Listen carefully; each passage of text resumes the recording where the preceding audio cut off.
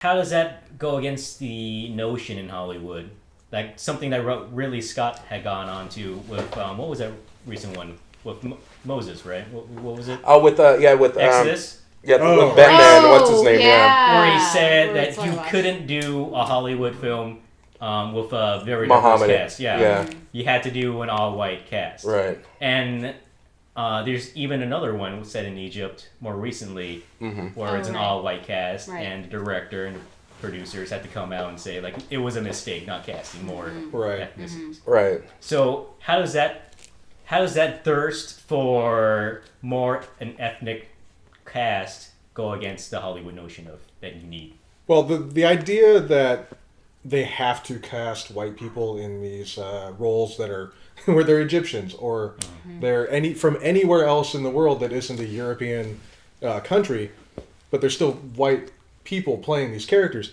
That notion is only fed by the fact that Hollywood keeps placating to it. True. If you're playing to Middle America and Middle America only knows white people and they want to see white people, give them something else and eventually they will get used to it. Maybe there'll be some growing pains and they won't be happy about it, but eventually they'll go, oh, yeah, I just saw that movie with the black guy. It's not that bad. They're eventually going to give in and stop caring. If they even care. Who knows if they care?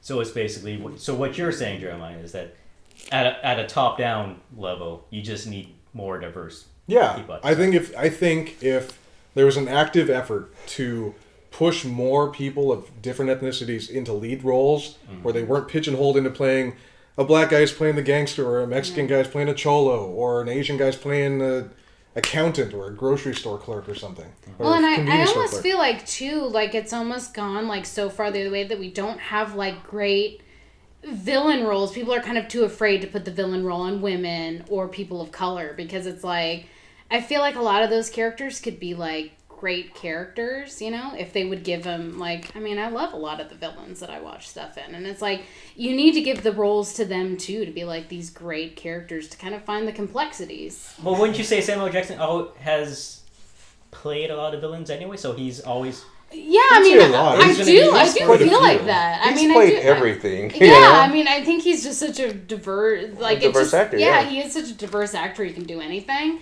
But I feel like, I mean, there's roles that it's like, I want the likable villain to be a woman and be like, me, or like any other diverse person. That's like, we should consider roles for everyone. Right. You know? That's true. But I think more of the problem is that, like in the case of like historical films like that, the people on top are so obsessed with not disrupting the narrative of the past. Kind of like Touch of Evil, Charlton Heston being the Mexican, and things like that. There's so many sides of it. They don't.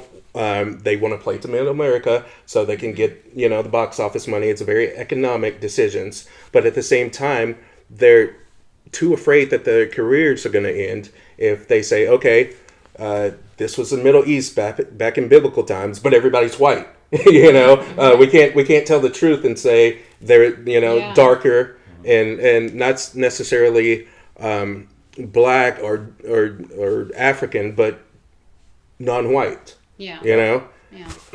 And I think everyone's afraid of their own job. Losing their job because the movie lost money because white people didn't want to see it. Exactly. But the bullshit argument is, we're telling the story that is, Egyptian or African or whatever, but, so white people can relate to it. But what about everyone else? Exactly. Who did we have to relate to growing up? I don't know, Jackie Chan and Bruce Lee, kind of. Right. Yeah. But, I'm not a martial artist. Right. That doesn't relate to me. I didn't have, I don't have characters that I can relate to. Fresh off the boat, I related to the main character, Eddie Huang, in the first episode. Because he went to a school where he was basically the only Asian kid, and everyone else kind of set him against the other one minority in that school, which was the black kid. And I experienced that when I was growing up, because I went to a school that was it was half Hispanic and half white. And I was maybe one of 3 Asian kids. And I related to that. The rest of that show, though, I don't relate to a damn thing for the rest of that show. Does it concern you that even the author of that memoir that's the show is based on has come out and said he hates the show because it's a whitewashed version of his life. Yeah, it's it's ABC. You know, we'll tell these stories that have been working for white centric sitcoms for 30 years and repackage it as Asian. And it's the same thing they're doing with the Goldbergs, and the same thing they did with the George Lopez show. Mm-hmm. They try out these little ethnic minority things, but they're telling the same stories that they were telling for white characters. It doesn't work that way. Maybe some Jewish people and maybe some black people are going to relate to some of those stories, but it's not going to be something that everyone can relate to of that race. Bottom line, what should be done, or what should the focus be on if we're talking about diversity in entertainment? Well, I mean, I think it's part of a bigger trend too of like people not wanting to take chances on anything, since we have so many sequels and reboots and all that kind of established properties stuff. Yeah, exactly. Nobody wants to. Nobody wants to make it a big decision that might risk their jobs, as we were talking about earlier, and I think that's part of it. I think it's like Hollywood's in this really safe place of like, well, white people are just not going to go watch anything about people of color. And it's their notion is that if it ain't broke, don't fix it. Right. Yeah. And I feel like it's like nobody's really taking those chances and really inviting that in. But even with that white demographic, it's shrinking more and more, isn't it? Shrinking too slowly, though. Yeah. It's too slowly. I'm not saying murder white people. I'm not saying that. But murder the whites. I'm on record for murder the whites, please. America's not becoming diverse enough for it to change on its own overnight. Do you mean socially, or as far as the audience, movie-going audience? I think the movie-going audience and socially. It's not diverse enough. We're more diverse than we were 20, 30 years ago, but we're talking about this like it could change tomorrow, but it can't, because the demographics, while are changing slowly, aren't changing fast enough to meet it. Okay. And at that same notion, the movies and the TV shows haven't changed to adapt to what the demographics actually are now. Mm-hmm. We're asking for something that should have happened 30 years ago, but we're not going to see it for another 30. Yeah, I mean, I feel like it's sort of like if we go into politics and stuff like that with the civil rights movement, it's sort of this thing of like, people are never going to come around. And it's like, okay, then we're going to make laws and people have to come around. And then there we go, 50 years later, it's there's no segregation, there's no this. Yes, we have a huge, long way to go. And it's been stagnant probably since the 90s. Sorry, I don't mean to get into politics here and I'll talk more about it. But it's like, it's one of those things of like, we just need to do it. We just need to hire more people of color, more people that are not, men, in positions of power that just, like you were saying earlier and what we were saying earlier, that just don't even think about it. Like, that's a great idea. That's a great thing. And we just need to do it. So then in another 50 years, people aren't going to look at it as like that. Right. We're just going to do it. And that's the case. And people are going to have to deal with it. But I have to disagree on you a little bit, because one thing that annoys me is hiring diversity just for the sake of diversity. You can't hire incompetent people just because you're diverse. I wasn't saying hire incompetence. I understand what you're saying. But I feel like it's more of like, okay, there is rampant sexism and racism that does go on in this industry. I'm not gonna lie, it's pretty overt. Right. But there are a lot of that are just not overt, where it's more like, okay, more men get hired, but it's like, it's because it's a boys club, they invite the young boy assistant out to golf with them. If you start hanging around as a young girl, right. But how do you regulate that? You're talking about adding laws. You don't regulate it. You don't regulate it. But I mean, you can't regulate that. So it's like you need to make it open for everybody. Yes. But you still need to hire the best. That's true. You do. But going back to what I said, like one of the most annoying things in the world is when you see a movie where they just cast a minority just for the sake, for the sake, and it doesn't fit. It doesn't look natural.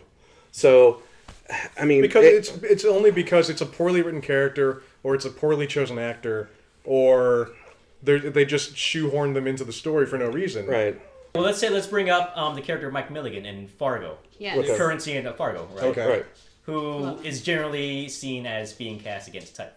Right. So, but that's a pretty brilliant performance, right? Like we can all agree. That's very good. Performance, yeah. Yes. So, do we need just more casting against type, or experimenting? People call it stunt casting, but yeah, I mean, they chose him because he's obviously they thought the best guy for that character, and I mean, that's what you have to do. You can't colorblind casting, colorblind hiring.